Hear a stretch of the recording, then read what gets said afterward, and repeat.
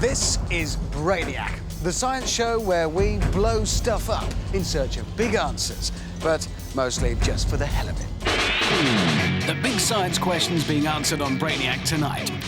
Can high explosives make your doner kebab taste the business?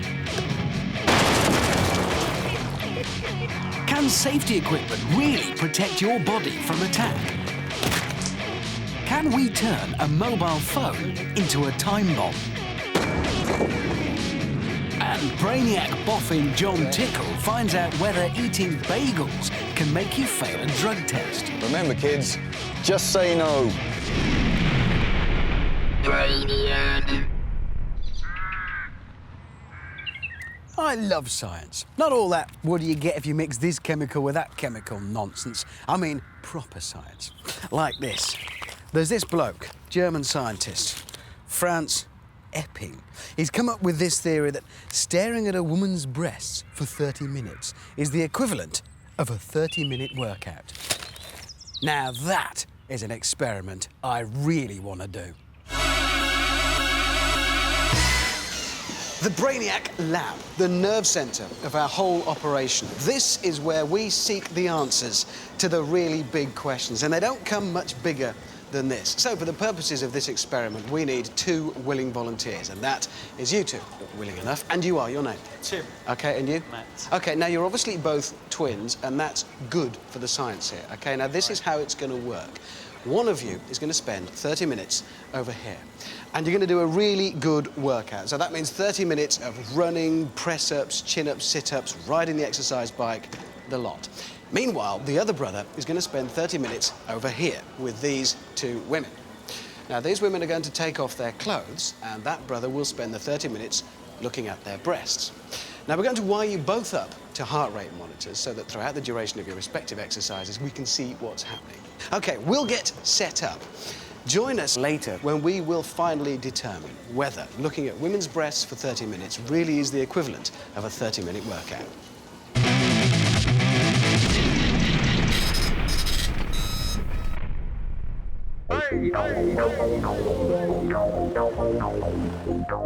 At Brainiac, we love our food, even kebabs. Thing is, we want it now. So what's the fastest way to make kebabs for all the Brainiac crew?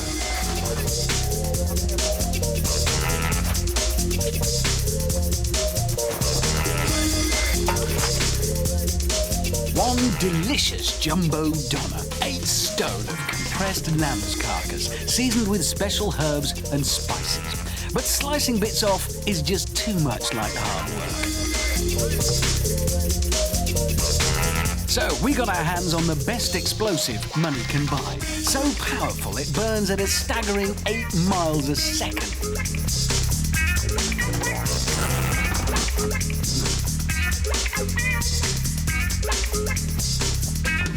Remember to place the explosive in the centre. You want it to cook evenly. If anything's going to cook our kebab quickly, it's this stuff. Season with fuse wire and stand well back.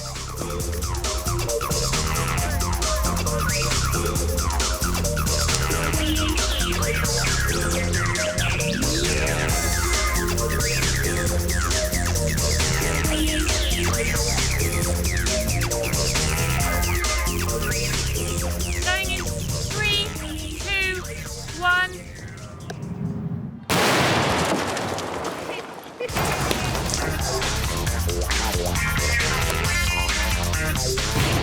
Cooked, cut and shared out in 1/100th of a second.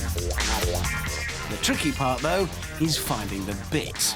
so you have to eat a bit of dirt with it. But hey, it's no worse than egg and tomato sarnies on the beach with Grandma. From start to finish, just 16 seconds and a little extra time to piece it all together. There you have it, the lazy man's guide to making a kebab.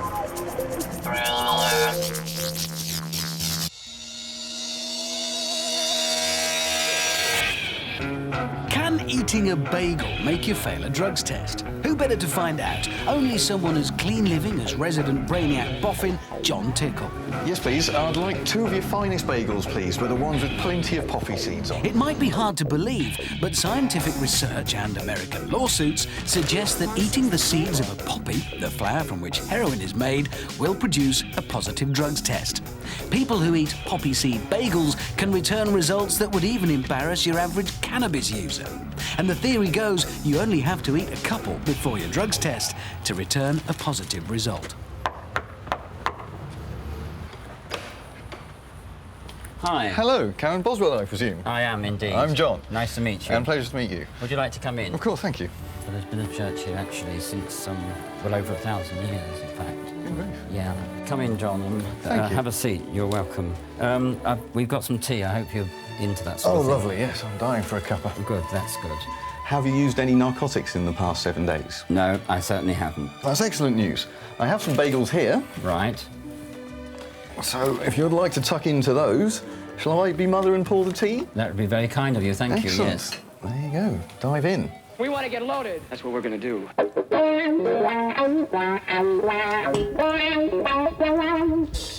So how long have you been in the church for?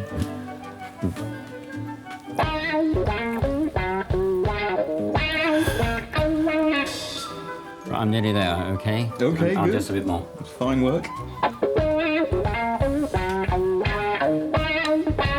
How's the tea?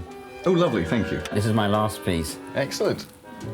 Just for added effect, we'd better get you to eat as many poppy seeds as possible. Would you mind finishing those? Right. Willingly. Okay. Superb. Well, I suppose now it's the most important part of the test. I have a little receptacle in this bag. Right. I'm going to... I think I can. Well, there you go. Well, I'll go to another room if that's okay. OK, please do. Thank you.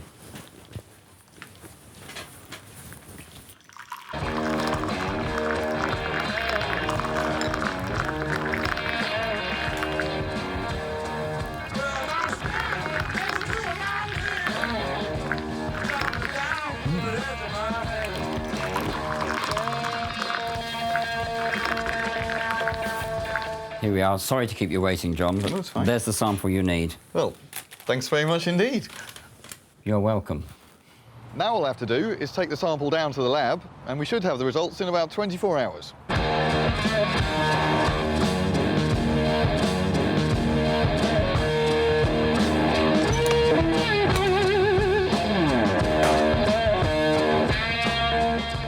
Right then, Cannon Boswell, I have the results. Would you like to open them? I would very much, yes. Excellent. Yes.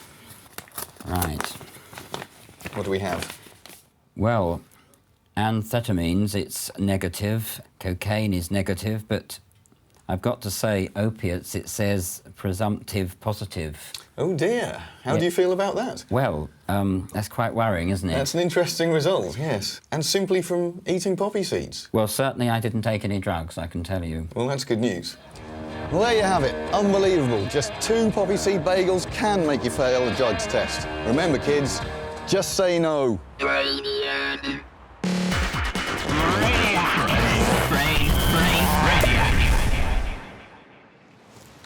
Safety first. It's a phrase we hear a lot. And quite frankly, on Brainiac, most of the time we pretty much ignore it. But when it comes to protecting the family jewels and other parts of the body, we take it very seriously indeed. Today, we're going to find out what happens should you be struck by a high-velocity sports projectile with and without protection.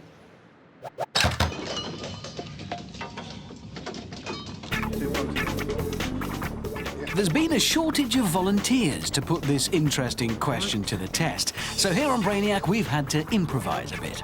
In the first of 3 tests today, we'll try the effects of a cricket ball from a world-class fast bowler. First, let's see what happens when the ball gets delivered without the benefit of protection. That's right. Yeah? This bowling machine delivers a cricket ball at a top speed of 95 miles an hour. That's still not as fast as the fastest fast bowler, Pakistan's Shoaib Akhtar. He's broken the 100 miles an hour mark. Still, 95, 100, it doesn't really matter. Getting hit by a cricket ball at either speed is gonna hurt.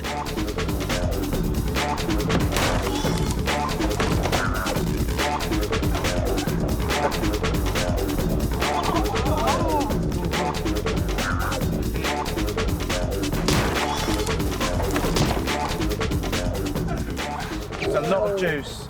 That was what was there. No, look, that's split in half. That's bad, isn't it? It's completely shredded and split that sack. But what happens to our plums now if we protect them using an over-the-counter cricket box? Is that the right way up? Does anyone know? Yeah, right way up. That's it there.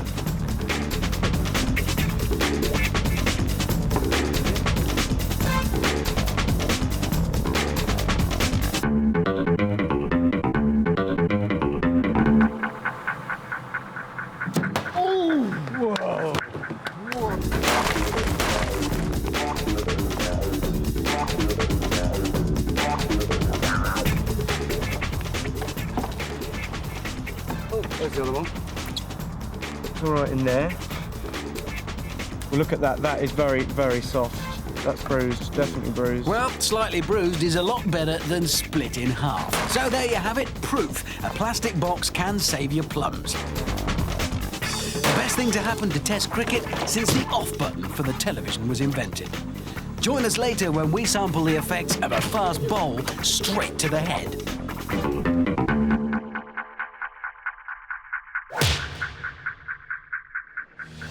What will make a man run faster, greed or fear? To put this simple question to the test, our fittest brainiac, 20 fags a day, John Henshaw. But will he run faster for tenors or terror? The current world record for the 100 metres is 9.78 seconds, held by Tim Montgomery of the USA. Clearly, there's no way fag-loving Henshaw will get anywhere near that. But can we motivate him enough to make him beat his personal best of 16 and a half seconds? This experiment is all about the science of motivation. The first form of motivation is money.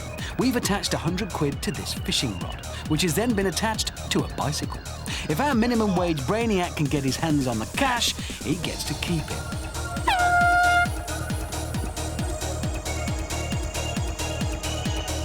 Our brainiac was clearly faster over the first 25 metres, but once he knew the bike was out of reach, his motivation levels dwindled. So we placed the 100 quid at the finish line and told him if he beat his personal best of 16 and a half seconds, he could pocket the cash. Keep on running. Keep on hiding. Come on. Keep on running. Go! 17.26. Strangely, for someone who earns so little, money hasn't motivated him, and he still runs like a girly. But what about the prospects of a good mauling to the backside? This lovable creature is Ike. On command, he's trained to run down and attack. In practice, the fastest our brainiac ran with the arm guard on was 17.8 seconds. So will the motivation of fear make him faster?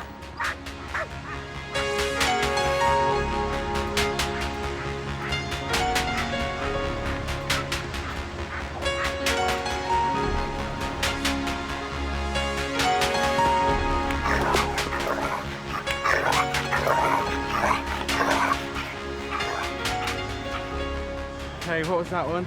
18.24 seconds. Slower. So for Brainiac Henshaw, neither money nor fear could motivate him. In fact, the prospect of being mauled made him slower. Maybe he should have tried one of Dwayne Chambers' special pills instead.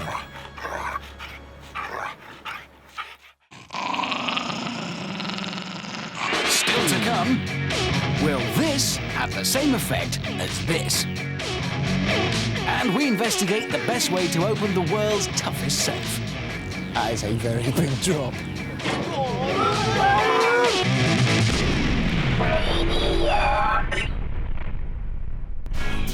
This is Brainiac, the show that puts science in tight underpants and gives it a wedgie. Coming up. we travel to Swindon to experiment with Mexican waves. Yeah, that wasn't very good, really, was it? Is it better to be fat or thin in a sinking ship? And safety helmets, do they actually work?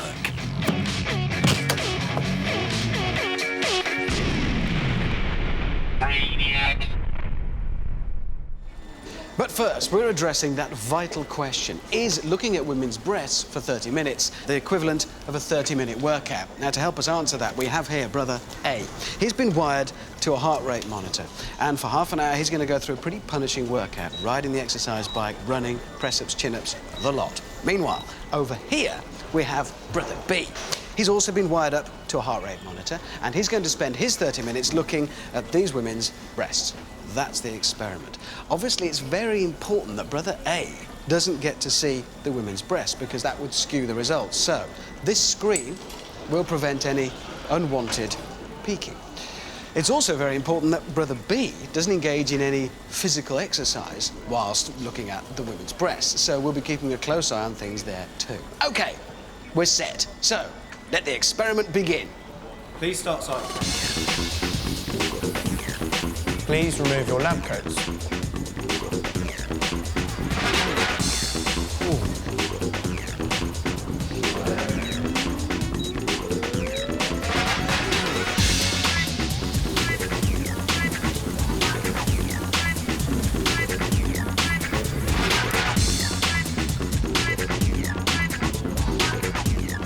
This whole breast versus workout thing has been the subject of much debate down the years since it first emerged as a theory in 1997. Now, apparently it started with an article in the well-known medical publication, the New England Journal, and it said this: ogling women's breasts is good for a man's health and can add years to your life. And it goes on, staring at the charms of a well-endowed female is equivalent to a 30-minute aerobic workout. Now, although there have been claims of other studies, we couldn't verify that that actually happened. So this, we therefore think, is the first time the theory has been tested under rigorous scientific conditions.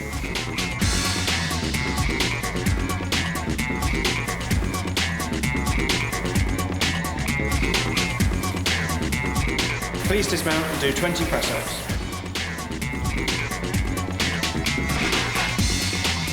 Please do 20 sit-ups. All the way up, please. 30 seconds of jogging on the spot, please. Faster.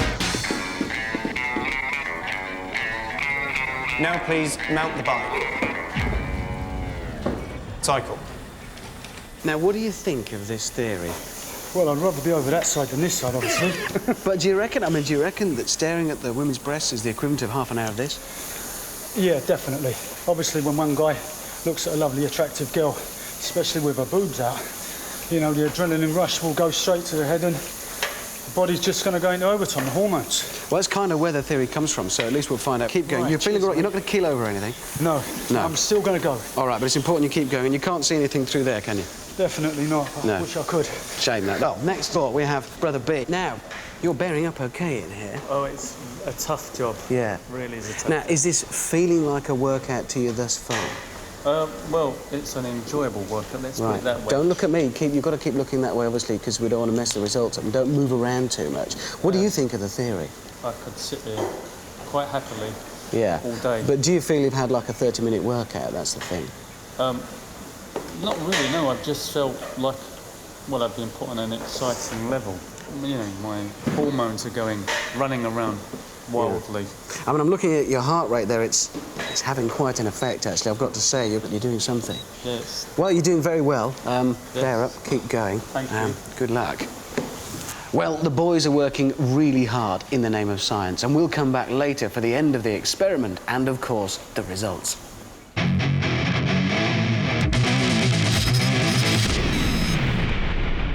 Things that make you go, Here's one for you. If it's 0 degrees today and it's supposed to be twice as cold tomorrow, what temperature will it be?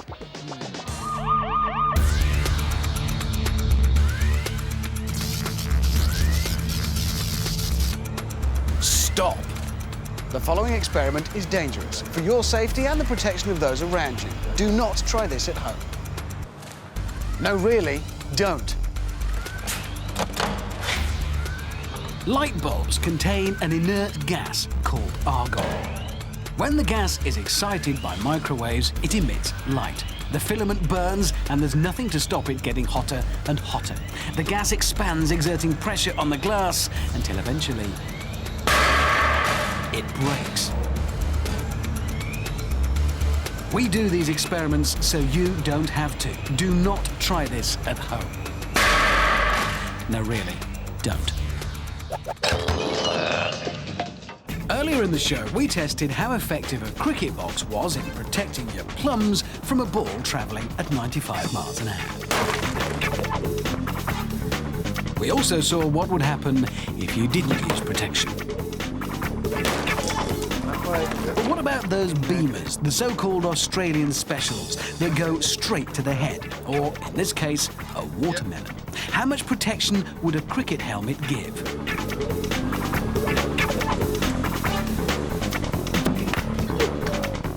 The watermelon wasn't completely intact. It suffered some major cracks, but its insides were in reasonable shape. Not good, careful, don't put it. That's not good. How's the helmet? Solid metal. Look at that. That's ripped the fabric right off. Now, what happens to the melon and its brains without the aid of a helmet?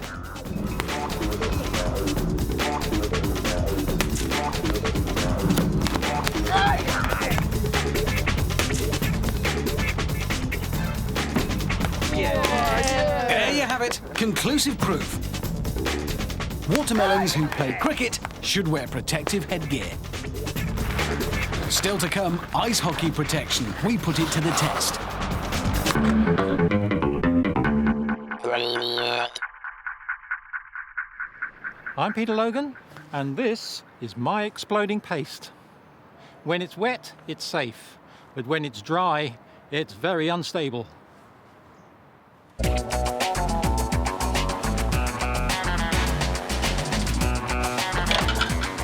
Logan's paste is made using iodine crystals and one other secret chemical.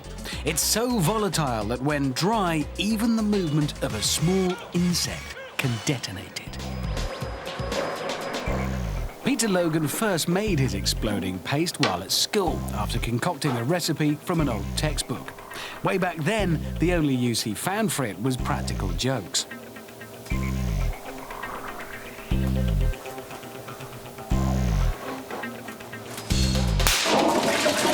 Many decades later, nothing has changed.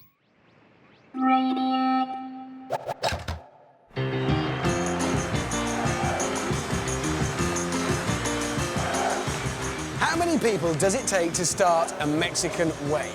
At the Mexico World Cup in 1986, it took just 20 or 30 people to get a crowd of 50,000 on their feet.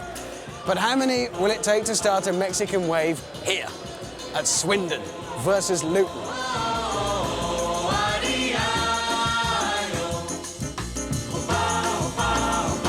Okay, here's how it's going to work. Take your tickets. In fact, pass those round. We're going in. I'm going to give you radios. You take one. Cheers. What I'll do is call you each time it's your turn to have a go at this. Don't start until I tell you. That's how it works. Right? Yep. In we go then. Do it. And we're off. 7 Brainiacs trying to inspire 7,000 Swindon and Luton fans into one big Mexican wave.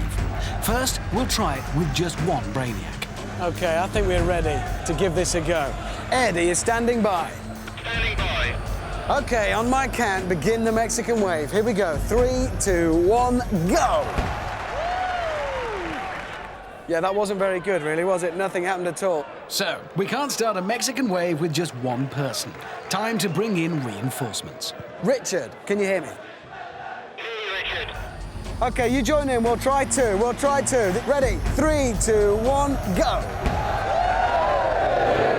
Yes, a bit better with that one. The fans seem to be a little more responsive. Now they realise it's not just one nutter who's wandered in off the street. Let's bring on the rest of the Brainiacs. I'm going to deploy all 7 and see if that tips it over the edge. Can everybody hear me? Are you standing by? Standing by, Richard. Okay, on my shout, begin the Mexican wave. All right, here we go. 3, 2, 1, go! Again, it almost happened, but it didn't have quite enough momentum. But we are getting close to a full-scale Mexican wave. Let's try one more thing. Guys, it's nearly happening. What I want you to do is get in a line, okay? Get all 7 of you in one line. Fortunately, at a Swindon Luton game, there's plenty of spare seats, so moving people around is not a problem. That's right. If you form up like that, I reckon we can get this started, okay? Okay, if everybody's ready, stand by and do it on my shout. Okay, this is it. They're all set. This is our one big shot. Everybody ready? Ready. Make it really big this time, guys. Here we go. 3, 2, 1, go!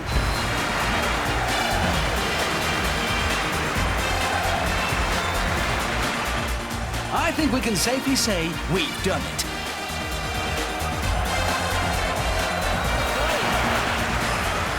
So, there you go. Now we know it takes 7 people all together to start a Mexican wave.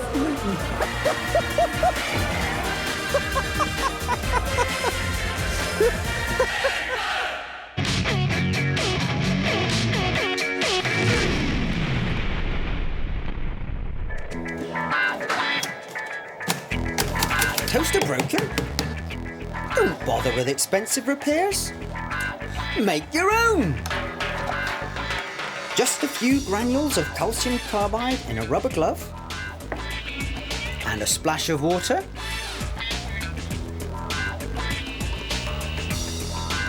A little prick. Light it up. Hey presto, your own oxyacetylene toaster.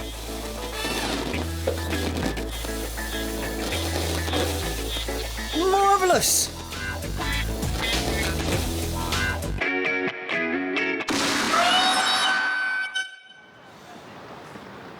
People with a fast metabolism seem able to eat just about anything without putting on weight. And yet there are those people, of course, who put on weight as soon as they even look at food. Now, the dangers of being obese are well documented, as are the dangers of being too thin. But there must be some circumstances where there are advantages to being either fat or thin.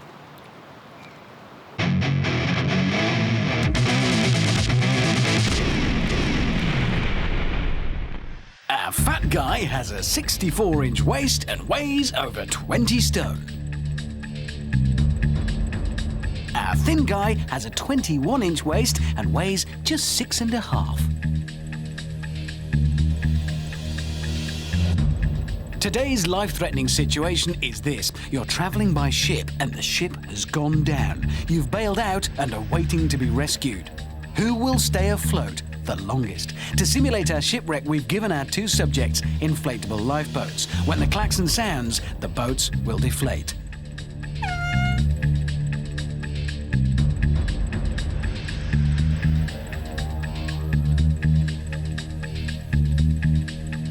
And now for the test. To simulate the fact that they've been stranded at sea for days on end and no longer have any energy and barely the will to live, neither subject will be allowed to use their arms or legs to stay afloat. The subject that stays afloat the longest will be deemed the survivor. Our fat guy has absolutely no trouble in floating, and although it looks like our thin guy wouldn't even break the surface of the water, he has to use his legs to stay afloat. While he struggles, our fat guy has practically fallen asleep. Which means this time on Fat v Thin, it's better to be bloated yes! than bony.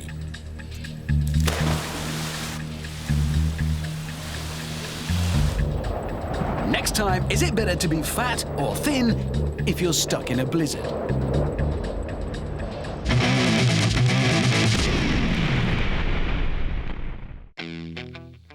We're the Brownlow boys. That's me, Terry, and this is my boy, Jamie. We've been dealing in safes for 28 years, and this one here is one of the best. So good, in fact, we're putting 200 big ones in it. And if you can crack our safe, the dough's yours. But don't count on getting inside too easy. It's nearly 1 tonne of solid steel. The doors are 5.5 inches thick, and it's been specially designed to resist attack from torches and drills alike.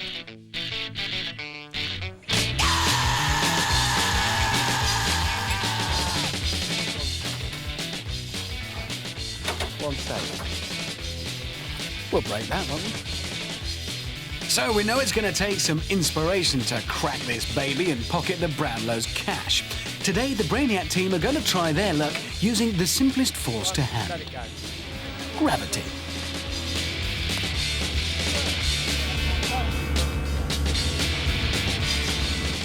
That is a very big drop.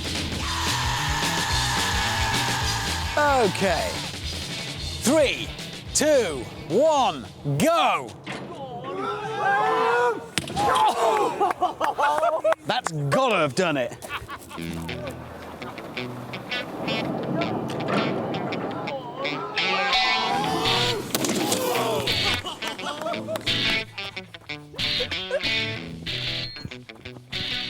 Look at that! It's intact. You've dented the world with it, look! I don't get the money out of that then, still. Bad luck, Brainiacs. You'll have to try harder than that to get your hands on the Brownlow's wedge.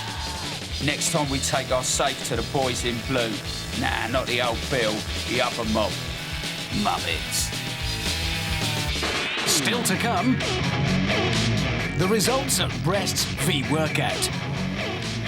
Does laughing gas really make everything funny? I'm from Düsseldorf, and I was born in 1961. And can we blow up a caravan with a mobile phone? Set.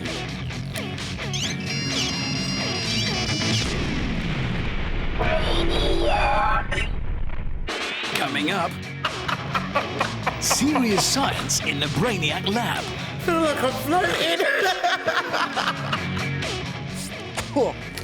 And this caravan is full of petrol. Will a mobile phone set off an explosion?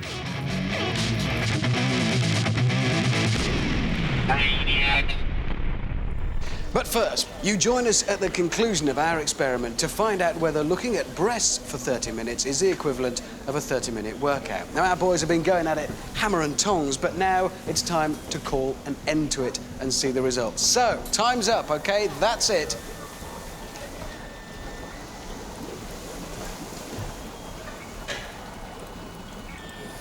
OK, we have a result, all right? You want to stand there? You feeling OK? Recovered? Not feeling too bad? I thoroughly enjoyed myself. You look it? OK, let's have a look at these results. Thank you very much. Right, Brother B, first of all, looking at the breasts, of course, for half an hour. Here are the figures. From a resting heartbeat, this is where you started at 67. Right. You went up to an average heartbeat of 85, which is sort of quite calm. That's not bad. Brother A, with your exercise regime, you started a resting heartbeat of 70, so a fairly similar starting point, more or less exactly the same. Went up to an average heartbeat of 161. Which, technically, I don't know, you probably died 20 minutes ago. I probably didn't come back again, yeah. Now, this kind of tells us a little bit about the difference. 161, 85. Did you feel your heartbeat go up? Well, I got excited, obviously, looking at a pair of breasts. Ba-boom, ba-boom. Ba-boom, ba-boom, yes, but then I just mellowed into it. Which means that we can finally put this theory in the bin marked urban myths. Looking at breasts for 30 minutes is not the equivalent of a 30-minute workout.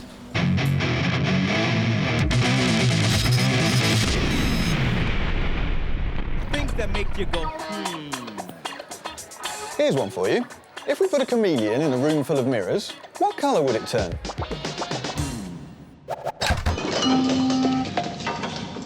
To demonstrate the power of protection, we fitted a visor to a watermelon.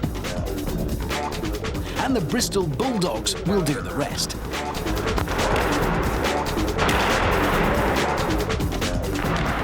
The watermelon has taken 2 direct hits and is still intact. The visor is doing its job, so we'll take it off. To simulate actual game conditions, we provided a Brainiac goalie and set the Bulldogs loose.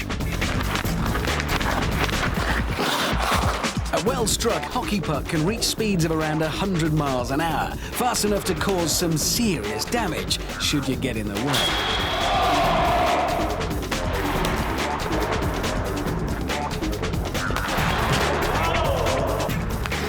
Once more, conclusive proof hockey-playing watermelons should wear protective equipment.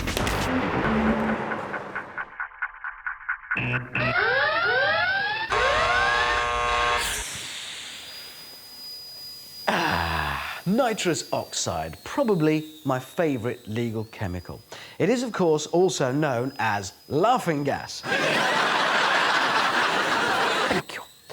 But we at Brainiac are not going to accept that you can call something laughing gas without first putting it to the test. So, does laughing gas make everything funny? The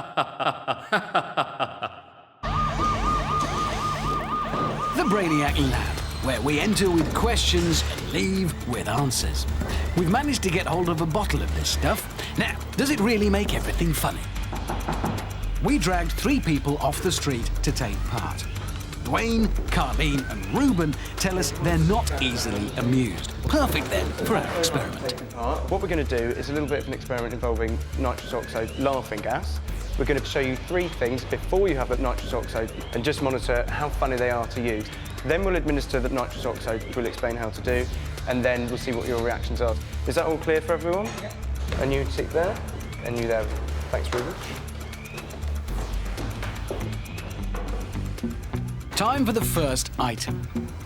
We have a small pickled onion. First, let's see how funny they find it without the benefit of any nitrous oxide. OK, predictably, not much of a reaction there. Secondly, we have a German who will talk about his riveting life in Germany and his glorious fellow countrymen. Hello, my name is Jürgen, as you can see. I'm from Düsseldorf, and I was born in 1961 as the only child of a chemist called Klaus and a peasant girl called Martha who play Hammond. Really, very little reaction to our German friend. Not a lot of laughs in his material. Lastly, we have a comedian. He's called John Roberts. He'd like to work as a stand-up comedian. Hi, I'm John Roberts, here today to talk about airports. But unfortunately, he's not very funny. Always feel guilty. Is it to 8 litres or... And apparently in the Middle East you can't take any alcohol in at all, and in Mexico you can't take avocados in with you, which for some reason I've no idea why. Well, that's my set, and hopefully you found it funnier than you were actually thinking. So, okay. The question is, will they laugh more when we've given them a dose of the gas? So, bring it on.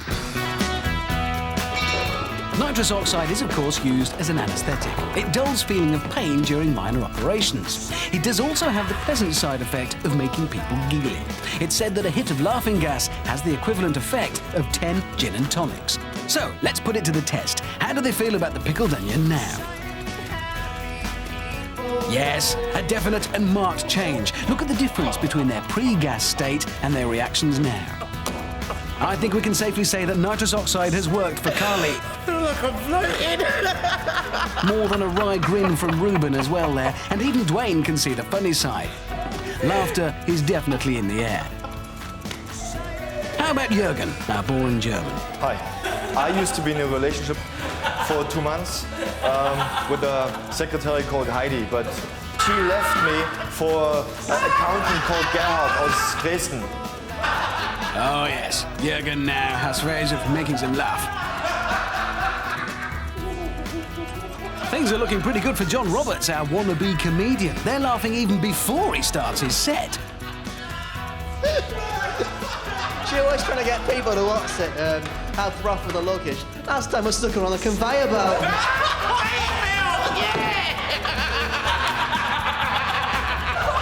Your hair is the best. Thanks. Oh, God. On the beach, and there's like towel from his toes right up to his nose. The salesman came up to him and said, English? All the time, no. You can never tell me. He sold me this watch. Amazing! Our unfunny comedian John Roberts has brought the house down. His routine goes down a bomb. Hey, you never know, but you might see him in a club near you soon. Just remember to pack a large supply of nitrous oxide. So there you go. One valuable addition to the sum total of human knowledge. Laughing gas really does make everything funny.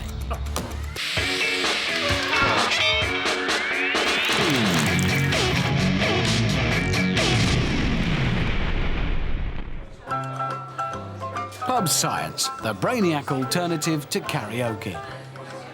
So what we're going to do is get this egg in that bottle with this.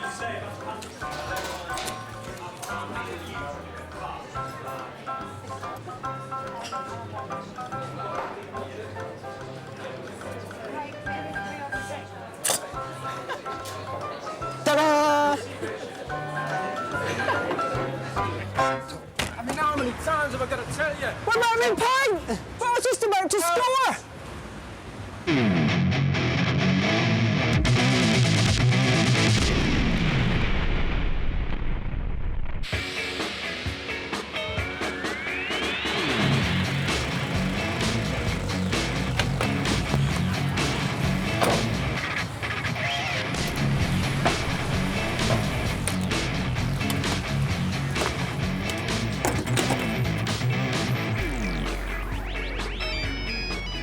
Ooh, my phone. Question is, do I answer it? I mean, we've all seen the signs. Do not use mobile phones, danger of explosion. But is there? I mean, if I answer this now, here, the whole place goes up in a fireball. Will it? No one knows why it's supposed to be dangerous to use mobile phones around petrol. The whole thing started when there was once an explosion at a filling station when someone was using their mobile phone. So, obviously, it had to be the phone that caused it. Now, the theories go maybe the battery caused a spark between the contacts on the bottom. Or maybe it was something to do with the electromagnetic radiation from the phone itself. Or maybe the bloke dropped his fag. Who knows? So let's find out. Now, if this is going to work, obviously it would be cruel to kill a car. So let's kill a caravan. Right, it stinks of petrol fumes in here. And here's some more petrol. Should do. Here's the telephone. Don't ring me now, Mum, please. And here we go.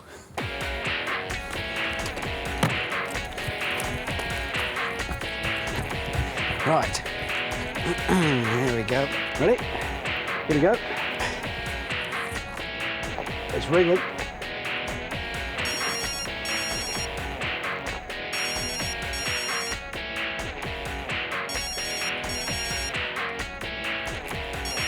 It's still ringing.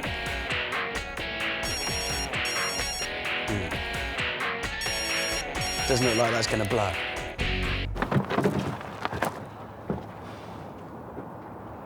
Okay, that was poor.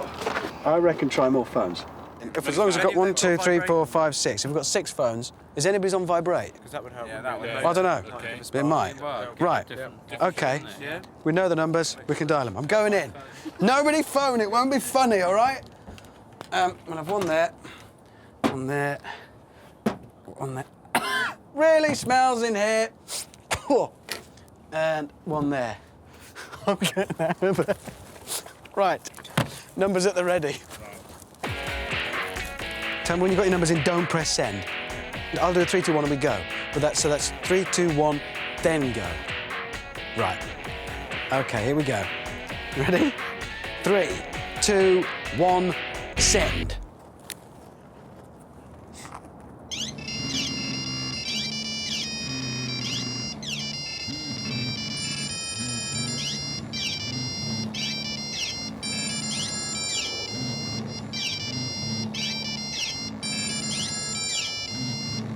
I don't think that's working either, is it, really?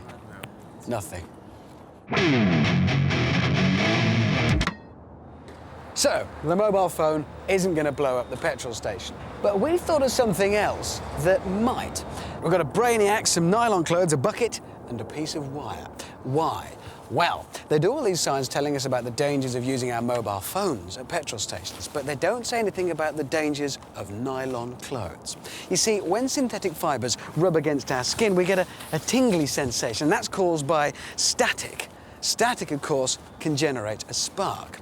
Now, our Brainiac here is going to do some dancing in this bucket, in his nylon clothes, to generate that static. The bucket is here to stop him from being earthed, so that when he touches this fuse wire, the static will be transferred from him to the wire, down the wire, and blow up the caravan. That, at least, is the theory. Here we go. Dance. Generate that static electricity.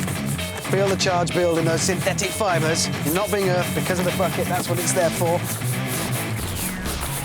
We're going to go for it. Okay. Static generating Brainiac. Okay, here we go. I've got the fuse. Are you ready? This is it. That was your clothes! That's astonishing. Good static. So, look out for the new sign at your local petrol station. Do not wear nylon whilst filling your car.